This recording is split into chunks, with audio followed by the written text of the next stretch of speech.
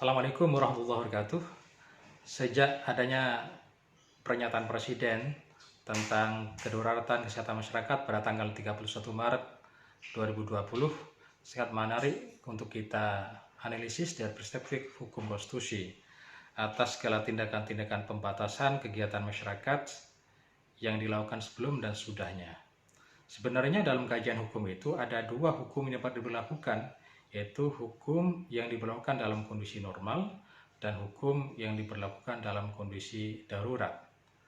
Nah, pernyataan Presiden itu sebenarnya adalah sebagai pintu masuk atau sebagai legalitas bagi pemerintah untuk melakukan tindakan-tindakan yang darurat ketika sudah Presiden menyatakan bahwa sejak saat ini Indonesia dalam kedaruratan kesehatan masyarakat.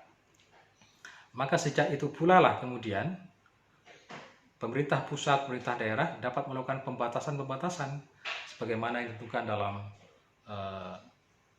Undang-Undang Nomor 6 Tahun 2018 tentang kekarantinaan kesehatan, yaitu berupa peliburan terhadap sekolah dan tempat kerja, pembatasan tempat ibadah, pembatasan beribadah, kemudian pembatasan penggunaan fasilitas-fasilitas umum. Tetapi yang terjadi adalah pembatasan itu dilakukan sejak pertengahan Maret tahun 2020. Maka seharusnya ini dilakukan ketika sudah ada pernyataan pengumuman tentang kedaruratan kesehatan masyarakat, baru ada respon mengenai pembatasan-pembatasan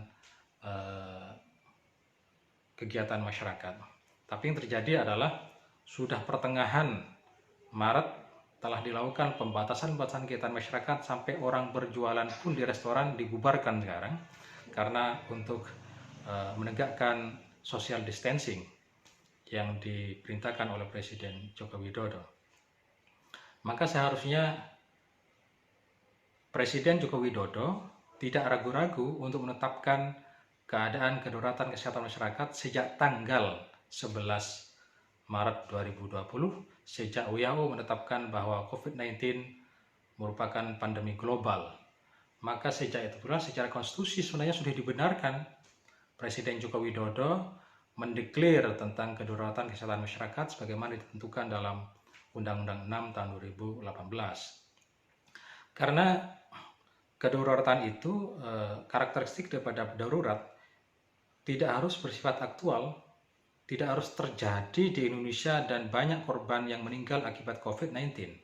Tapi adanya potensial adanya korban dan banyaknya orang yang akan terinfeksi virus COVID-19.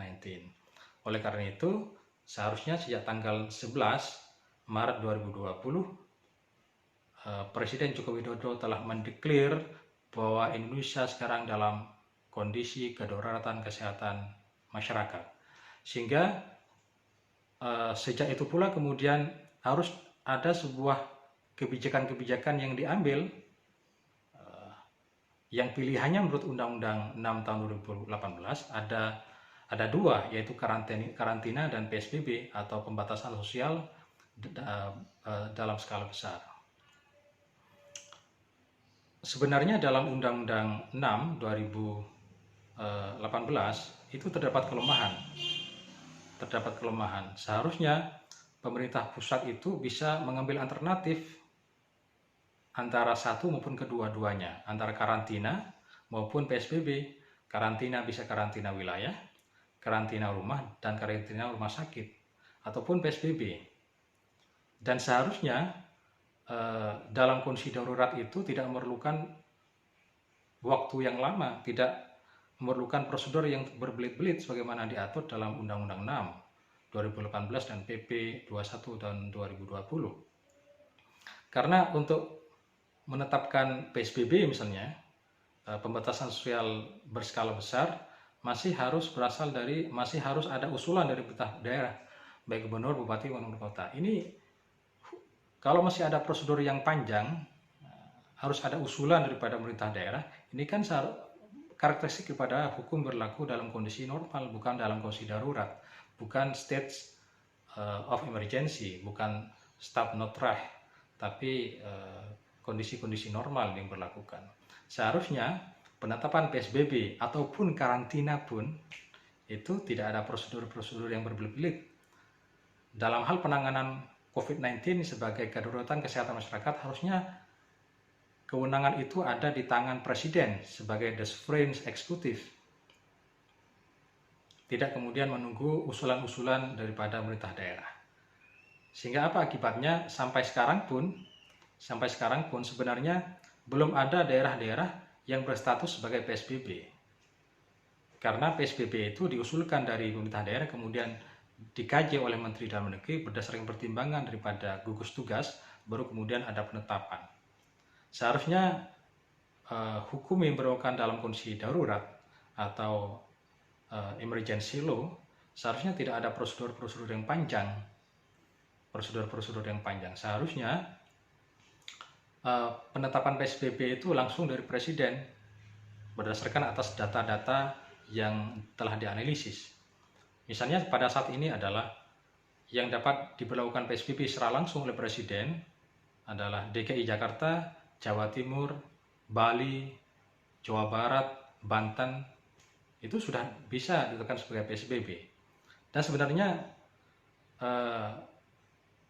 diaturnya bukan kemudian alternatif sebagaimana dalam Undang-Undang 6 tahun 2018 tentang kekarantinaan kesehatan yang menyatakan bahwa sebagai respon daripada kedaruratan kesehatan maka dapat diberlakukan karantina wilayah, karantina rumah sakit, dan PSBB atau PSBB. Jadi dalam undang-undang bunyinya adalah atau PSBB. Seharusnya adalah dan atau PSBB. Sehingga di dalam satu provinsi, misalnya di DKI Jakarta, tidak hanya diberlakukan karantina wilayah, tapi bisa juga diberlakukan PSBB.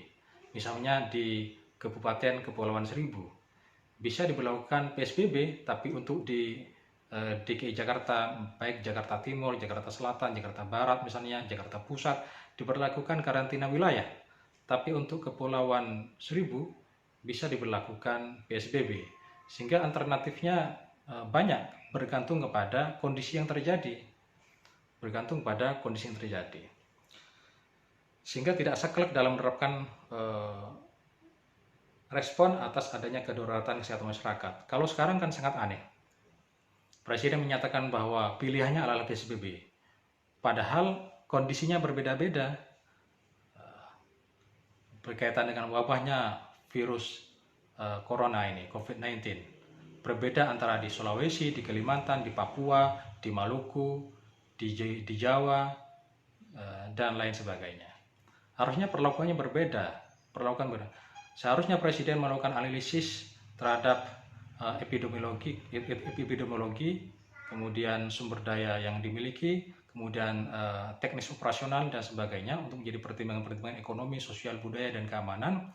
Apakah di satu daerah layak untuk diberlakukan PSBB, apakah di satu daerah layak untuk diberlakukan karantina wilayah.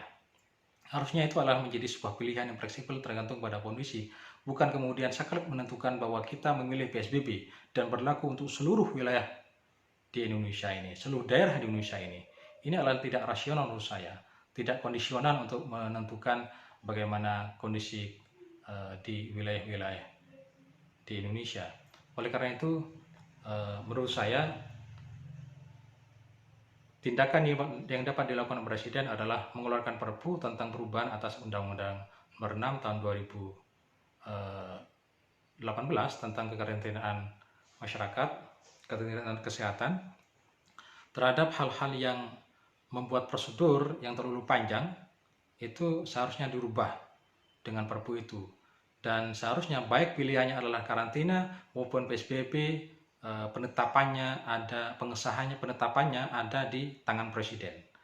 Ada di tangan Presiden berdasarkan atas data-data yang diterima dari gugus tugas misalnya, dari Dinas Kesehatan. Langsung ditetapkan Presiden, tidak kemudian harus ada prosedur-prosedur yang panjang. Karena kita dalam kondisi darurat tidak lagi membutuhkan prosedur-prosedur yang panjang.